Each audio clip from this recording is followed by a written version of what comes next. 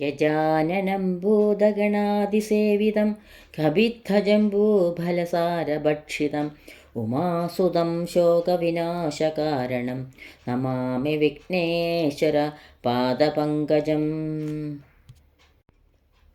വെള്ളപ്പളങ്കു നിറമുത്ത വിദഗ്ധരൂപി കള്ളം കളഞ്ഞു കമലത്തിലെഴുന്ന ശക്തി വെള്ളത്തിലെ തിരകൾ തള്ളിവരും കണക്കൻ ഉള്ളത്തിൽ വന്നു വിളയാടുക സരസ്വതീ നീ.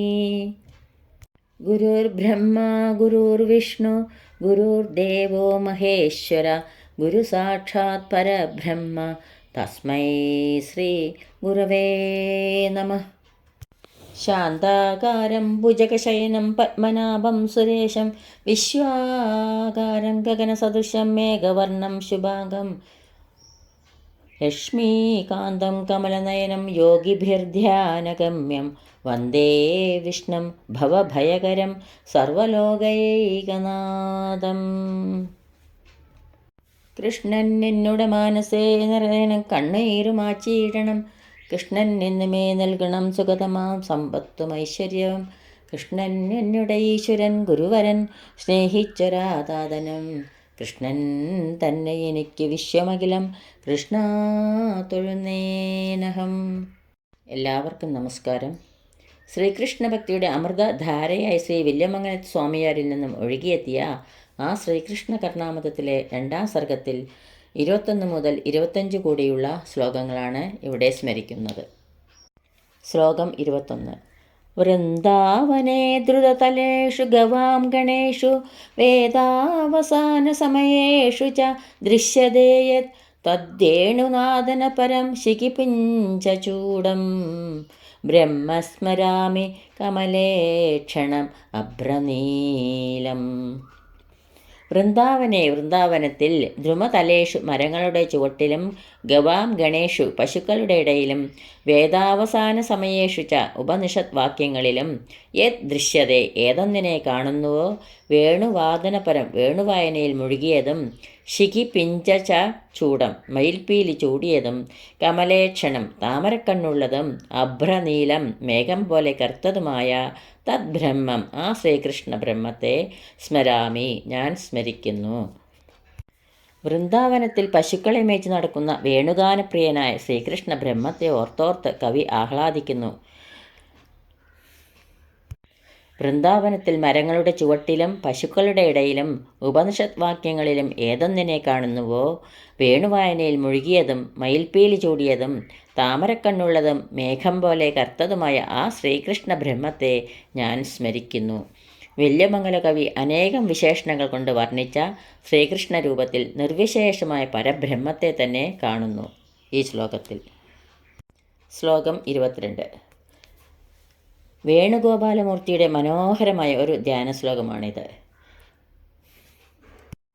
വ്യത്യസ്തപാദ അവതംസിത ബർഹിബർഹം സാചീകൃതാനന നിവേശിത വേണുരന്ധ്രം തേജഃ പരം പരമകാരുണികം പുരസ്താത് പ്രാണപ്രയാണസമയേ മമ സന്നിധത്താം. വ്യത്യസ്തപാദം തൃക്കാലുകൾ പിണച്ചു വെച്ച് അവതംസിത ബർഹിബർഹം മയിൽപ്പീലി മുടിയിലണിഞ്ഞ് സാജീകൃതാനന നിവേശിത വേണുരന്ധ്രം മുഖം തിരിച്ച് ഓടക്കുഴൽ ചുണ്ടിലണച്ചു വെച്ച് നിൽക്കുന്ന പരമകാരുണികം ഏറ്റവും കാരുണ്യമുള്ള പരം തേജ മഹിമയാർന്ന തേജസ് പ്രാണപ്രയാണ സമയെ പ്രാണൻ പോകുന്ന സമയത്ത് മമ പുരസ്താത് എൻ്റെ മുമ്പിൽ സന്നിധത്താം സാന്നിധ്യം ചെയ്തരുളേണമേ. തൃക്കാലുകൾ പിണച്ചു വെച്ച് മയിൽപ്പീലി മുടിയിലണിഞ്ഞ് മുഖം തിരിച്ച് ഓടക്കുഴൽ ചുണ്ടിൽ അണച്ചു വെച്ച് നിൽക്കുന്ന ഏറ്റവും കാരുണ്യമുള്ള മഹിമയാർന്ന ആ തേജസ് പ്രാണൻ പോകുന്ന സമയത്ത് എൻ്റെ മുമ്പിൽ സാന്നിധ്യം ചെയ്ത് അരുളണമേ എന്ന് വില്യമംഗലം സ്വാമിയാർ ഇവിടെ പ്രാർത്ഥിക്കുന്നു ഈ ശ്ലോകത്തിൽ കൂടി. ശ്ലോകം 23. ഘോഷപ്രഘോഷശമനായ മഥോ ഗുണേന മധ്യേ ബബന്ധ ജനനീ നവനീതചോരം തദ്ബന്ധനം ത്രിജഗദാമുദരാശ്രയാണ ആക്രോശകാരണമഹോ നിതരാ ബഭൂവ. ഘോഷപ്രഘോഷശമനായ അമ്പാടിയിൽ പരന്ന ആക്ഷേപങ്ങൾ ശമിപ്പിക്കുവാൻ വേണ്ടി മഥ ഗുണേന കടകോലിൻ്റെ കയറുകൊണ്ട് നവനീത ചോരം വെണ്ണക്കള്ളനെ ശ്രീകൃഷ്ണനെ ജനനീ മധ്യേ ബബന്ത അമ്മ വയറ്റത്ത് കെട്ടിയിട്ടു.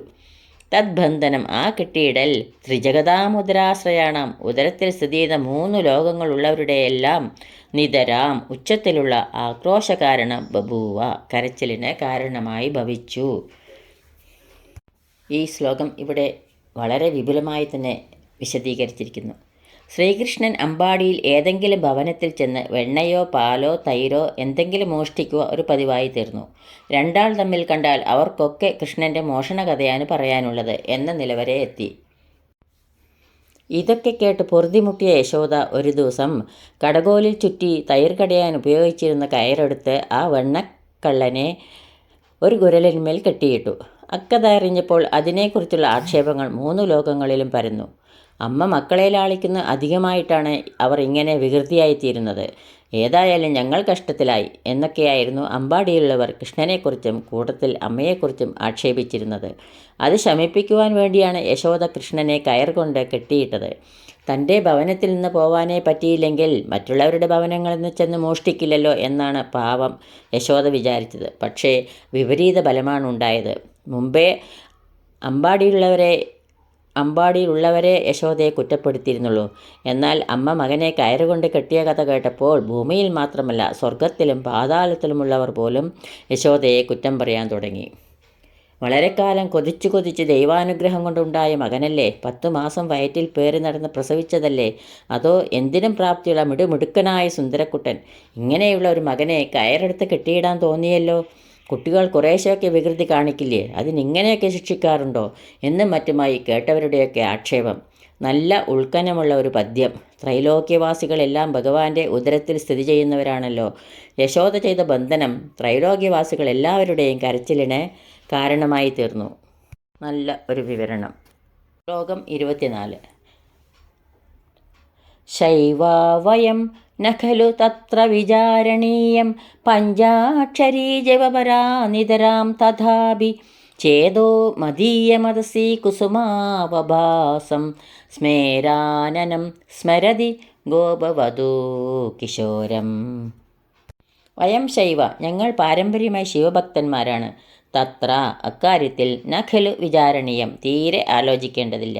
നിതരാം പഞ്ചാക്ഷരീ ജപപര സ്ഥിരമായി പഞ്ചാക്ഷരം ജപിക്കുന്നവരുമാണ്. തഥാപി മദീയം ചേത എങ്കിലും എൻ്റെ മനസ്സ് അതസീ കുസുമാവഭാസം കായാമ്പൂവിൻ്റെ നിറമുള്ള സ്മേരാനനം പുഞ്ചിരി തൂകുന്ന മുഖത്തോടുകൂടിയ ഗോപവധൂ കിശോരം യശോദയുടെ ഉണ്ണിയെ സ്മരതി ഓർത്തുകൊണ്ടേയിരിക്കുന്നു. സ്വാമിയെ പറയുകയാണ്, ഞങ്ങൾ പരമ്പരയായ ശിവഭക്തന്മാരും നമശിവായ എന്ന പഞ്ചാക്ഷര മന്ത്രം ജപിക്കുന്നവരുമാണെങ്കിലും കായാമ്പൂ നിറം പൂണ്ട പുഞ്ചിരി പൊഴിക്കുന്ന യശോദയുടെ ഓമനക്കുട്ടനെ എൻ്റെ മനസ്സ് സ്മരിച്ചുകൊണ്ടേയിരിക്കുന്നു എന്ന് കവി ഈ ശ്ലോകത്തിൽ കൂടി പ്രതിപാദിക്കുന്നു. അല്ലെങ്കിൽ കൃഷ്ണഭക്തി വെളിപ്പെടുത്തുന്നു ഇതിൽ കൂടി.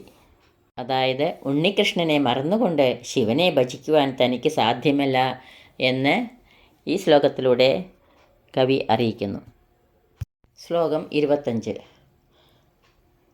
രാധാ പുനാതു ജഗദച്യുതദത്തചിത്താ മന്ധാനമാകലയതീതതിരിക്തപാത്രേ യസ്യാ സ്തനസ്തബകചഞ്ചലലോലദൃഷ്ടിർ ദേവോപിദോഹനതിയാ വൃഷഭം നിരുന്ദൻ.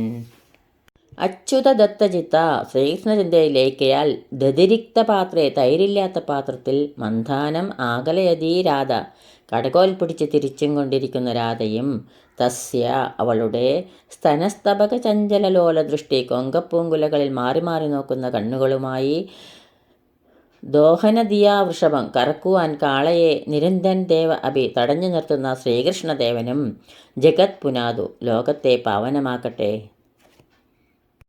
ശ്രീകൃഷ്ണ ചിന്തയിലേക്കയാൽ തൈരില്ലാത്ത പാത്രത്തിൽ കടകോൽ പിടിച്ച് തിരിച്ചും കൊണ്ടിരിക്കുന്ന രാധയും കറക്കുവാൻ കാളയെ തടഞ്ഞു നിർത്തുന്ന ശ്രീകൃഷ്ണദേവനും ലോകത്തെ പാവനമാക്കട്ടെ. ഈ ശ്ലോകത്തിലൂടെ രാധയുടെ ഭക്തി പാരവശ്യത്തെയും ശ്രീകൃഷ്ണൻ്റെ ഭക്ത പാരവശ്യത്തെയും ലീലാശകവി വർണ്ണിക്കുന്നു. താൻ കടകോൽ കൊണ്ട് തൈർ കടയുന്ന പാത്രത്തിൽ തൈരില്ലെന്ന് രാധയും താൻ കറക്കുന്നതിനെ തടഞ്ഞു നിർത്തിയിട്ടുള്ള പശുവിനെയല്ല കാളയെയാണ് എന്ന് ശ്രീകൃഷ്ണനും അറിയുന്നില്ലെന്ന് താൽപ്പര്യം. കൂടി 25-ാം ശ്ലോകം ഇവിടെ സമർപ്പിക്കുന്നു. ഈ ശ്ലോകങ്ങളാവുന്ന അക്ഷരപ്പൂക്കൾ ഗുരുക്കന്മാരുടെ പാദങ്ങളിലും പൊന്നു ഗുരുവായൂരപ്പൻ്റെ തൃപ്പാദത്തിലും സമർപ്പിക്കുന്നു. സർവത്ര ഗോവിന്ദനാമ സങ്കീർത്തനം ഗോവിന്ദ ഗോവിന്ദ. യദക്ഷരപദഭ്രഷ്ടം മാത്രാഹീനം ത്വയേദ്ഭവേത് തത്സർവം ക്ഷമ്യതാം ദേവ. നാരായണ നമോസ്തുതേ നാരായണ നമോസ്തുതേ. കായേന വാചാ മനസേന്ദ്രിയൈർവാ ബുദ്ധ്യാത്മനാ വാ പ്രകൃതേ സ്വഭാവാത് കരോമി യദ്യത് സകലം പരസ്മൈ നാരായണായേതി സമർപ്പയാമി. സർവം നാരായണായേതി സമർപ്പയാമി. പ്രജാഭിപരിപാലയന്താം ന്യായേണ മാർഗേണ മഹിം മഹീഷ. ഗോബ്രാഹ്മണേഭ്യ ശുഭമസ്തു നിത്യം. ലോകാ സമസ്ത സുഖിനോ ഭവന്തു. ലോകാ സമസ്ത സുഖിനോ ഭവന്തു. ലോകാ സമസ്ത സുഖിനോ ഭവന്തു. എല്ലാവർക്കും ശാന്തിയും സമാധാനവും ഭഗവത് ഭക്തിയും അതോടൊപ്പം പൊന്നു ഗുരുവായൂരപ്പൻ്റെ അനുഗ്രഹം ഉണ്ടാവട്ടെ എന്ന് പ്രാർത്ഥിക്കുന്നു. സർവത്ര ഗോവിന്ദനാമ സങ്കീർത്തനം ഗോവിന്ദ ഗോവിന്ദ. സദാ സർവത്ര ഗോവിന്ദനാമ സങ്കീർത്തനം ഗോവിന്ദ ഗോവിന്ദ.